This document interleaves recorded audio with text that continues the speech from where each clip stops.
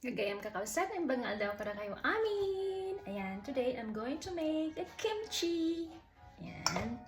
Meron ako naka-prepare dito yung glutinous paste at saka grounded onions, gingers, and garlic paste. Ayan.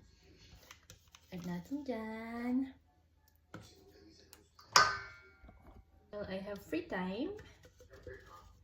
Ayan. Then since I'll add a Korean paprika. Yan, half cup.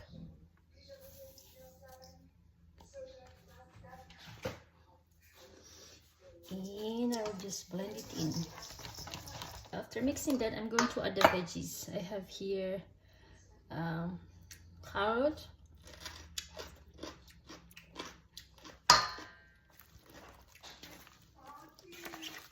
spring onions, at saka daikon.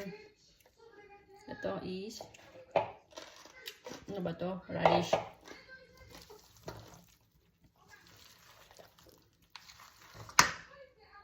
And finally adding the napa cabbage. Ayan. Diba?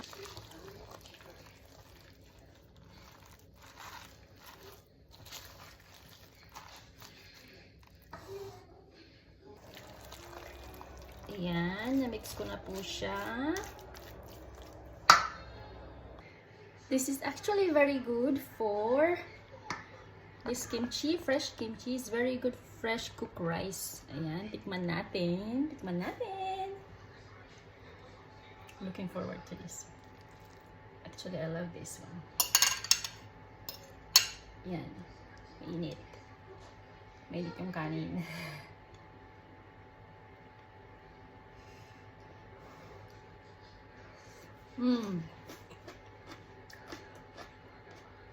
Katamtama lang yung anghang niya. Sumisipa yung anghang niya. Yan. Ang init ng kanin.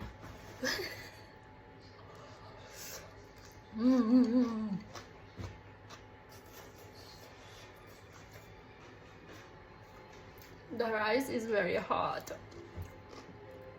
Oh, I burned my tongue. Nice viewing everyone and have a nice day. Kain tayo.